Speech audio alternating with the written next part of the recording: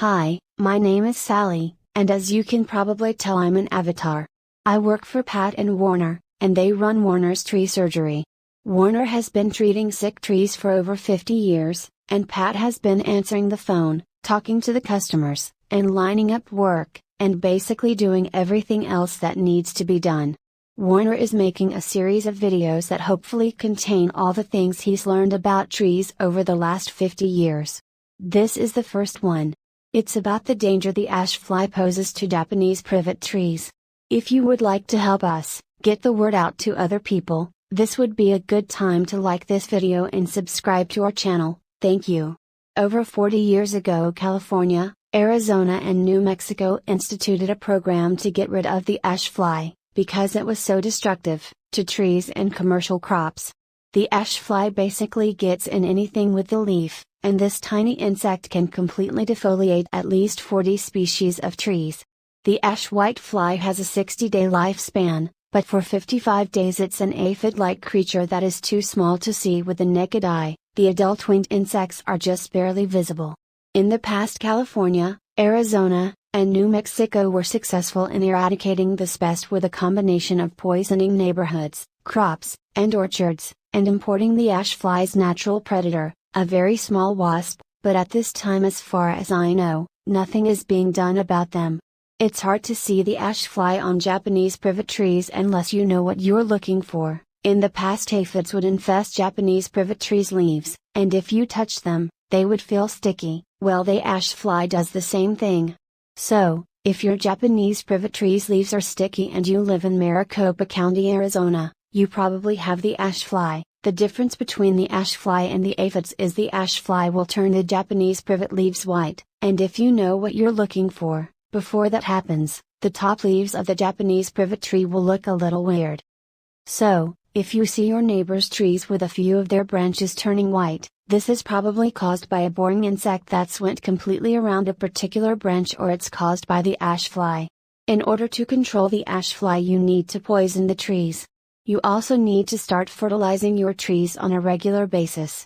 I'm going to tell you which poison to use in a minute, but first you need to understand that the poison I recommend has nitrogen in it, and too much nitrogen is bad for trees. So, you need to put the poison down, and then 6 months later you get a good general purpose fertilizer, and you treat the trees with it. If you live anywhere within 30 miles of Mesa, Arizona, you need to get Warner out to treat your trees with something that will kickstart their immune system. You see, every cell of every plant has enzymes that dissolve fungus, bacteria, and viruses, and because the ash fly has been in your trees, those enzymes have been depleted. So, Warner needs to inject medicines into the tree that will kickstart the healing process right away. You can protect your trees by treating them with Bio Advanced Tree and Shrub, which you can get at Home Depot.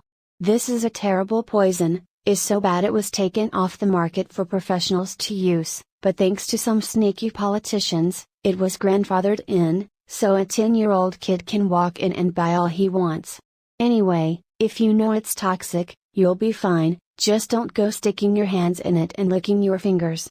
If you're careful, and a little bit afraid, it's safe to use. If you use the liquid, you pour the amount you need in a bucket with water, and you put the water down close to the base of the tree, and then you water it in. If you use the powder, you put the powder down close to the base of the tree and then you water it with a sprinkler. If a little dog licks it up before it's dry, it will kill the little dog. So, make sure animals and children are kept away from it until it's dry.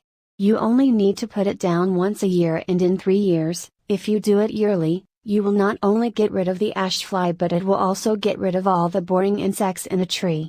There's one more thing I need to tell you. Every place in the world where it rains, the water falls off of the trees at the drip line, and because that's where the water falls, that's where the roots that pick up the micronutrients develop, and all the instructions you get for the fertilizers tell you to put the fertilizer out at the drip line.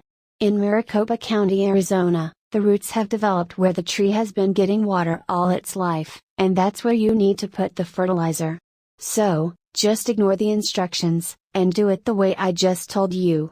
Also, while we're on the subject, our garages and sheds get 140 degrees in the summertime. This damages the fertilizer, so you need to keep the fertilizer someplace cool in the summer, and if you've got fertilizer that's been in the garage or shed in the summertime, you need to get rid of it. Well, that's about it. I hope this helps you with your trees. Please subscribe to this channel and hit like, and if you live within 30 miles of Mesa, Arizona and you want Warner to come out and look at your trees, just give us a call. The number is 480-969-8808. Thanks and goodbye.